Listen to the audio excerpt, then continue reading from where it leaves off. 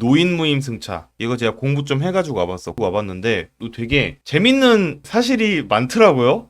저도 사실 잘 몰랐던 내용, 그리고 막 잘못 알고 있었던 내용, 이런 것들이 되게 많거든요. 노인 무임 승차가 굉장히 뜨거운 감자인데, 우리가 지하철이 적자가 나니까 노인 무임 승차 얘기를 하기 시작한 거잖아요. 왜냐면 공짜로 타는 사람들이 있기 때문에 손실이 발생을 하는 거다, 라는 그런 관념들이 있었단 말이에요. 근데 제가 알아보니까 그 지하철 공사의 적자와 노인 무임 승차 사이에는 모두가 듣기 외면하는 어떤 따끔한 진실이 존재합니다. 그래서 따끔한 진실이 과연 뭔지 지금부터 우리 한번 알아보도록 합시다. 우리나라는 고령화 사회가 되고 있지. 고령화 사회가 됐을 때 제일 무서운 거는 뭘 것 같아요? 국민연금이 고갈된다, 이런 얘기를 할 수도 있겠고, 정년이 연장돼서 청년들 일자리가 없어진다, 또 노인 빈곤 문제, 이런 생각을 할 수도 있을 것 같은데, 제 생각에 고령화 사회에서 사람들이 실존적으로 제일 무서워하는 거는 길거리를 걸어 다니는 거일 수도 있다는 생각을 저는 해요. 왜냐면 우리가 과거에 많은 급발진 사고들이 있었잖아. 근데 실제로 급발진 사고들의 원인을 하나하나 밝혀봤더니 대부분 급발진이 아니었더라. 페달 차고 사고였더라. 브레이크를 밟아야 되는데 악셀레터를 밟아버리는, 사실 급발진으로 알았던 사고의 많은 부분들이 이런 거라는 거 아니에요. 근데 페달 차고가 인지력이 떨어지는 노년층 운전자들에서 많이 발생을 하고 있다라는 얘기가 또 작년부터 많이 우리가 얘기를 했던 거죠. 이 고령 운전자 문제가 얼마나 심각하냐면, 일단 페달 오조작 사고의 중에 40%가 60대 이상이에요. 지금 우리나라에서 60대 이상 전체 인구가 40%보다 못 미칩니다. 그러니까 전체 인구 비중보다 사고를 일으키는 사람의 비중이 훨씬 높다는 거겠지. 근데 60대보다는 적어도 30, 40대가 운전을 하는 사람의 비중은 훨씬 부를 거 아니에요. 그러면은 60대는 운전을 하는 사람의 비중도 낮고 60대 전체 인구의 비중이 40%보다도 낮은데 페달 오조작 사고의 40%는 60대야. 그러니까 저 말인즉슨 실제로 60대 운전자만 놓고 봤을 때 사고를 일으키는 사람의 비율은 진짜 높다는 얘기거든요. 그러니까 나도 이거를 보다가 알았는데, 이 고령 운전자의 페달 차고 사고가 정말 나이를 먹으면 먹을수록 기하급수적으로 올라가는. 저도 이거를 보면서 엄청 고민을 한 게, 이거 나도 어르신 카드 나올 때쯤 돼가지고서는 면허 반납해야 되나? 라는 생각이 들고, 근데 문제는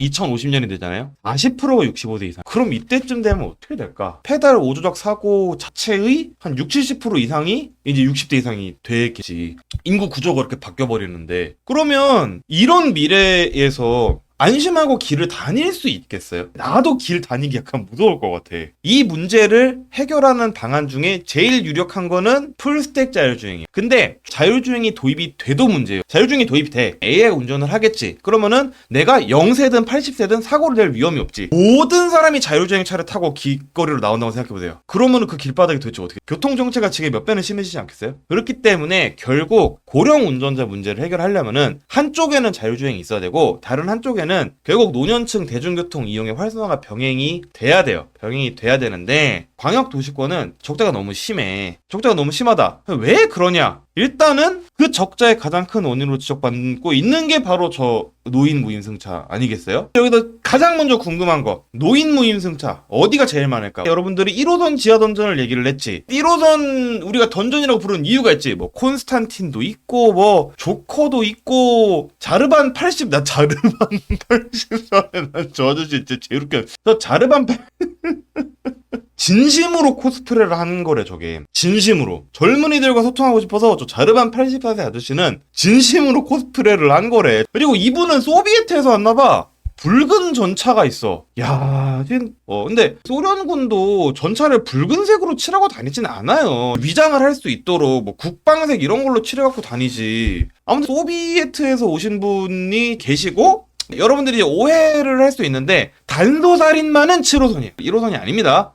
근데 놀랍게도 1등은 1호선이 아니에요. 노인 무임승차 어디가 제일 많을까? 5등 인천 2호선이야. 무임승차객 비율이 27.2%입니다. 자, 4등 경춘선 무임승차 비율이 30.3%예요. 자, 3위 용인 에버라인 3위야. 30.3%로 경춘선과 엎치락뒤치락 지금 경합을 하고 있습니다. 2위 어딜까? 우이 신설선이야. 노인 무임승차 비율이 36.7%. 1위는 정말 의예요. 1위는 의정부 경전철이야. 무임승차 비율 44.4%. 자, 서울 지하철 1호선은 몇일까? 서울 지하철 1호선은 놀랍게도 22.5%로 수도권 1호선은 8위밖에 안 됩니다. 그리고 또 한 가지 재밌는 거 얘기하자면은 그 서울 지하철 3호선, 4호선 있죠. 걔네는 거의 뒤에서 놀아. 노인들이 거의 안 타요. 그러니까 전반적으로 그 수도권 전철의 주요 노선들은 노인 무임승차 비중이 높지가 않아. 근데 우리는 그러면 여기서 한 가지 생각해 볼 수가 있지. 자, 서울 지하철들은 노인 무임승차 비중이 그렇게 높지도 않은데 그러면 서울 지하철공사는 왜 적자가 1조 넘게씩 날까? 궁금하지 않아요? 노인 무임승차가 과연 적자의 진짜 원인이냐? 이게 대해서는 우리가 지금부터 한번 보면 됩니다. 자, 승객 한 명 태울 때마다 800원 적자래. 그래서 이제 수송 원가가 1,760원. 뭐 오세훈 서울시장은 이거를 2,000원이라고 얘기하고 있는데 어찌됐든지 간에 운임보다 원가가 높다는 얘기야. 뭐 이거는 당연한 거지. 그래서 이제 이게 적자의 원인인데 그냥 매출 빼기 매출원가 빼기 판관비하면 그게 지금 적자라는 거잖아. 근데 여러분 여기서 한 가지 궁금하지 않아요? 그러면 무임비용은 이 중에 어디 들어가는 거야? 무임비용이라는 게 무임승차 인원 곱하기 1,350원이거든요. 무임비용은 지하철을 공짜로 타는 사람이 만약에 돈을 내고 탔으면 이라는 가정하에 만든 가상의 비용이잖아. 저 무임비용이라는 게 진짜 애매한 게 뭐냐면 봐봐요. 내가 바코드 형한테 까까라 하나를 팔았어. 그리고 무하마드한테는 공짜로 줬어. 그러면은 두 개잖아. 두 개 만들어서 하나 공짜로 준 거잖아. 그러면은 두 개 만든 것 중에 공짜로 준 하나도 비용이 되죠. 근데 내가 하나를 만들어서 바코드 형한테 하나만 팔았어. 근데 그거를 무하마드님이랑 둘이 나눠 먹었어. 그러면 무하마드님이 나눠 먹은 걸 비용으로 잡아야 되냐? 여러분, 무임 비용은 가상의 비용이에요. 저거는 어디에도 안 들어가. 그래서 저 무임 비용을 서울 지하철공사에서 보전을 해달라고 하잖아요. 보전해줄 필요가 없는. 왜 그런가? 계속 한번 가봅시다. 자, 최근 5년간 서울 지하철 무임승차 현황이야. 자, 코로나 때 노인 무임승차 인원이 약 6,500만 명 정도 줄었어요. 그러면 지하철공사 말대로면은 노인 무임승차 인원이 줄었으니까 지하철 비용이 개선이 돼야지. 그렇잖아요? 근데 이때 서울교통공사 단기 순손실 추이를 보면 적자가 2배 이상 늘었어. 이건 왜 그런 거야? 자, 사람이 안 타서 적자가 2배 이상 늘어난 거는 맞아요. 근데 봐봐. 2019년에서 2020년 사이에 적자 증가폭은 대충 한 5,300억 원 정도가 돼. 근데 승객 운수 수입 현황을 봤을 때 운수 수입이 4천억 정도가 줄었단 말이야. 그렇죠. 운수 수입이 4천억 줄었는데 무임 비용도 대충 810억 원 정도 줄었거든요. 무임 비용이 왜 810억 원이 줄었느냐? 6,500만 명이 줄었잖아. 그리고 6,500만 명에 1,350원을 계산하면 대충 810억 원 정도가 나옵니다. 그러면 수입이 4천억 원 줄었지만 비용도 800억 원 정도 줄었기 때문에 적자는 3천억 정도 증가해야 맞는 거 아니에요? 왜냐? 지하철 편성 편수가 똑같았다고 가정할 때 고정 비용은 변동이 없어야 되잖아. 그러면 지하철 편성 편수가 똑같다. 타는 사람만 줄었다. 무임승차기도 줄었다. 그러면 결국 줄어든 운수 수입, 줄어든 무임 비용 만큼 적자가 증가해야 사실은 맞는 거죠. 이거 뭐야? 국토부에서 보고서를 냈는데 실제로 코로나가 다 끝나고 나서 국토부에서 계산을 해본 거야. 지하철 공사에서 적자가 왜 났나? 원인이 무임승차가 아니래.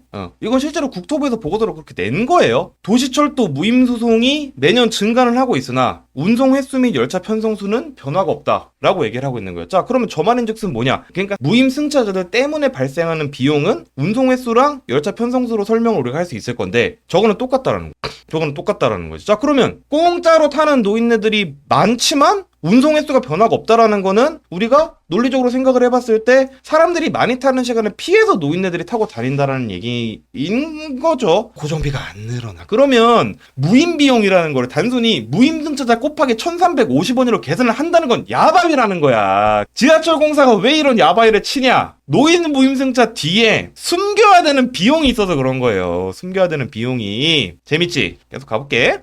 자, 지하철 적자 중에 가장 큰 부분은 무임승차가 아닙니다. 통합 환승할이에요. 우리는 환승할 때 띡 환승입니다. 돈 안 내고 가잖아. 공항철도 빼놓고. 그러면 각 호선끼리 사실 요금을 나눠서. 근데 이게 지하철끼리는 상관이 없어. 근데 버스 지하철 환승 때 할인을 해버리잖아. 그러면은 지하철 공사가 자기 이윤을 버스 회사랑 나눠 가진다고. 근데 웃긴 거는 버스 회사들도 저것 때문에 적자가 난다 그래. 환승 할인 때문에. 근데 이것뿐만이 아니에요. 뿐만이 아니라 정말 결정적인 문제가 하나 있습니다. 내가 아까 전에 얘기했지. 노인들한테 무임 비용을 1인당 1,350원 곱해갖고 그거를 단순히 무임 비용으로 얘기하는 거 이거 야바위다. 그리고 그 야바위를 치는 거에는 이유가 있다. 어떤 이유가 있냐? 숨겨야 되는 비용이 있기 때문이다 라고 제가 얘기했죠. 그럼 무슨 비용을 숨겨야 돼가지고 노인들을 데리고 야바위를 칠까? 자, 계속 봅시다. 매출이 2자릿수 감소했어. 영업적자가 2배 수준으로 확대됐어. 근데 인건비는 300억 정도 줄었거든요. 구조조정을 아예 안 했다는 거예요. 코로나 때 운수 수입이 4천억이 줄었는데 지급된 성과급이 어떻게 1,000억 원이 넘어? 무슨 기준으로 한 거야 이거? 무슨 명분으로 성과급을 준 거야? 월급을 깎지만 않으면 다행 아니에요? 저걸 숨기려고 노인들 머릿수 하나당 1,350원을 곱해서 그 3천억 4천억을 정부한테 보전해달라고 하고 있는 거야. 왜냐? 노인들은 그냥 다들 욕하기 편하니까. 노인을 좋아하는 사회는 없죠. 농경사회나 그랬지. 현대사회에서 노인이 환영받는 데는 없죠. 근데 이건 좀 너무하지 않아요? 난 그렇게 생각합니다. 적자는 인건비로 내고 그 벌충은 노인들 패가지고 정부에서 무임비용 보전해달라고 이렇게 해서 해결을 한다고? 아니, 이건 좀 너무한 거 아니에요? 응? 여러분들은 어떻게 생각하세요? 그러니까 성과급 좋습니다. 직원들 사기 진작을 위해서 나를 자르십시오. 라고 얘기하는 것까지 난 바라지도 않아. 남 탓은 하지 말아야 된다라는. 심지어 보수 정치만 저렇게 얘기를 하고 있으니 웃기다는 거지. 그래서 말입니다. 이제 우리가 또 궁금증이 들 수는 있잖아. 그러면은 결국 저게 문제니까 노인 무임승차를 계속 시켜도 되는 거예요? 아니, 당연히 아니니까 한번 봅시다. 자, 전체 인구 중 고령자 비중을 봐요. 23년에 18.4%였어. 작년에 20%를 찍었습니다. 2037년에 30%를 넘을 거야. 2050년에 40%를 찍습니다. 그리고 2070년에는 46.4%가 되고 2070년이면 지금으로부터 45년 뒤에요. 나도 아마 이때는 죽었을 것 같은데 노인 인구가 전 인구의 절반이야. 출산율이 지금보다 더 나빠지면 46.4%가 아니라 뭐 한 55% 될 수도 있겠죠? 그러니까 지하철에서 노약자석이 절반이고 이제 그 절반의 사람들이 무임승차라고 다니겠지. 그럼 저때 지하철보다 적자를 어떻게 되겠어? 한 100조 되지 않을까? 그래서 이제 노인 무임승차 인원으로 접근하면 이제 안 돼. 돈 내는 인원이 너무 적어지는 문제로 가야 돼. 돈 낼 사람이 없어. 지하철 탈 때 돈 낼 사람이 없어요. 그러니까 노인 무임승차는 결국 없어질 거야. 이거는 안 없어질 수가 없어. 왜냐? 돈 내는 사람이 없어져. 돈 내는 사람은 늘려야지. 그러니까 아니면 연령대가 상향이 되겠지. 2050년쯤 가면은 요 40% 중에 70세 이상이 절반이 넘어요. 이때가 되면은 아마 내 생각에는 70세도 돈 내야 될 수도 있걸. 우리가 노인 무임승차를 앞으로 어떻게 해야 되냐라는 문제에 있어서 우리가 한 가지는 오늘 확실하게 하고 갑시다. 자, 노인 무임승차가 지하철 적자의 주요 원인이냐? 아니라는 거예요. 저건 야바이라는 거지. 우리 다 얘기했지. 공사소 자구책을 마련해야 돼요. 자, 그리고 노인 무임승차가 단순히 비용만 되는 게 아니라 사회적인 편익도 있어요. 그러니까 이게 그 노인들이 어찌됐든 뭐 지하철을 공짜로 타서 누굴 만나든 뭐 어떻게 하든 하면은 교통사고, 우울증, 자살 등의 감소를 해서 약 3,300억 원 정도가 실제로 절약이 된다라는 건 이게 되게 중요한 게 늙으면 아파서 병원을 자주 가잖아요. 교통사고로 당해도 마찬가지겠지. 노인들이 이제 대중교통을 탐으로써 교통사고 감소가 되면은 그 노인들이 이제 타 먹는 건보료가 적어진다라는 거지. 그래서 물론 저게 뭐 얼마나 되겠냐면은 이제 젊은이들이 내는 건보료 부담이 사실 저런 걸로 어느 정도 벌충이 될 수 있다라는 얘기예요. 이제 그럼에도 불구하고 앞으로는 노인이 너무너무 많아질 것 때문에 뭐 결국 무임승차는 없어지겠지. 없어질 건데 이제 그럼 우리는 어떻게 해? 지금 노인들은 그렇다고 쳐. 우리가 60대가 됐을 때, 우리가 70대가 됐을 때 무임승차 남아있을 거 없을 것 같아요. 그때는 뭐 80살이든 100살이든 다 돈을 내야 될 것 같아. 왜냐면은 70대가 20%가 넘어요. 그럼 어떻게 70대 돈 내야지. 뭐 어떻게 할 거야. 이제 GTX-A의 경우에는 무임승차가 없죠. 뭐 대구 지하철은 70세로 연령대를 상향을 했죠. 우리가 노인이 되면 노인층이 40-50%라는 그런 뉴노멀 시대를 우리가 살아야 돼. 우리 미래에는 무임승차가 없는 시대를 우리는 살아가게 되겠지. 그래서 그러니까 아까 전에도 우리가 자율주행 얘기를 했지만 사실 노년층이 전부 자율주행 믿고 자경한 듯이 다 끌고 나오면 길바닥이 어떻게 되겠냐라는 거야. 그렇기 때문에 이제 자율주행으로 일부를 해결하고 또 정부에서 대중교통 비용도 좀 보전을 하고 이제 요렇게 해야지. 근데 저는 이걸 하면서 좀 재밌는 생각을 한 게 약간 기술적으로 좀 다르게 해결할 수도 있을 것 같다는 생각을 좀 했거든요. 자, 그런 얘기 있잖아요. 나이키의 경쟁자는 비디오 게임이라는 얘기가 왜냐? 사람들이 밖에 나와서 운동을 하고 걸어야 되는데 그 시간 동안 집에 앉아서 게임을 하게 되기 때문에 그럼 나이키 신발 안 신는다 아니야. 제 생각에도 있잖아요. 저는 노인 무임승차를 경제적으로 해결하려면은 저는 콘텐츠 기술을 더 발전시키면 의외로 가능하지 않을까라는 생각을 합니다. 사실 지금 60대 70대 노인분 그분들의 세계관에서는 사람을 만나는 거 말고는 엔터테인먼트가 사실 별로 없거든요. 그분들이 뭐 게임을 할 줄 알겠어. 그렇기 때문에 아니 그렇잖아. 여러분들 나이 70 먹으면 게임 안 할 거예요? 나는 할 것 같아. 커뮤 SNS 죽돌이 안 할 거야? 할 거잖아. 그때도 DC에 글을 쓰는 누군가가 있을 거 아니야. 여러분들은 70살을 먹어도 게임을 할 거고 80살을 먹어도 SNS를 할 거예요. 나는 약간 여기에 우리가 좀 주목을 할 수도 있다고 생각해. 나는 그때까지 유튜브를 하고 있을까? 그때는 머리 허해가지고 연금 뭐 어떻게 하냐 막 자식들한테 상속 당하고도 안 쫓겨나 뭐 이런 거 내가 설명하고 있을 수도 있어. 생각을 해보자는 거예요. 아니 게임 할 거잖아 다. 그렇잖아. 그렇기 때문에 사실 우리는 있잖아요. 어렸을 때부터 정보화 시대를 겪은 사람들이 아직 안 늙었어요. 아주 유년기 때부터 정보화 시대를 시작을 해가지고 지금까지 나이를 먹은 사람은 아직 그 주축이 30대, 40대 초반이야. 이 사람들은 아직 안 늙었어요.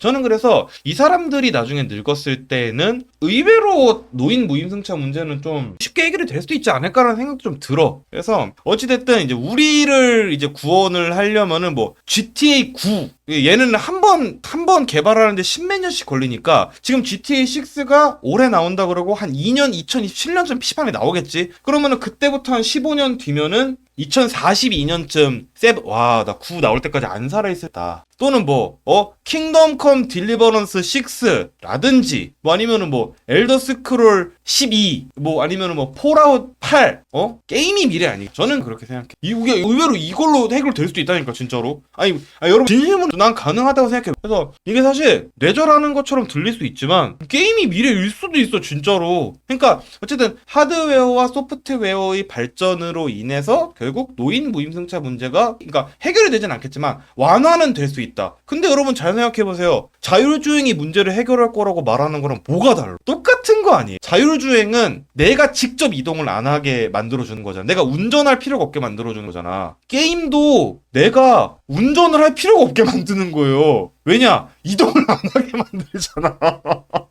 그렇잖아. 이거 또 나중에 녹화해서 올리면 욕 존나 먹는 거 아니야? 개헛소리 한다. 그러니까 똑같은 얘기도 우리 대황 니니 님이 하면은 찬탄을 받고 나 같은 이제 한남 아재가 하면은 이제 욕을 존나 처먹는 거야. 억울해가지고 살긴 나도 빨리 억울해가지고 내가 구독자 50만 100만이 돼야지 이거. 아무튼 첫 번째 콘텐츠 오늘 여기까지 얘기를 해보도록 하겠고요. 자 그리고 오늘 이제 두 번째 얘기 상법 개정 한번 넘어가 보도록 하겠습니다.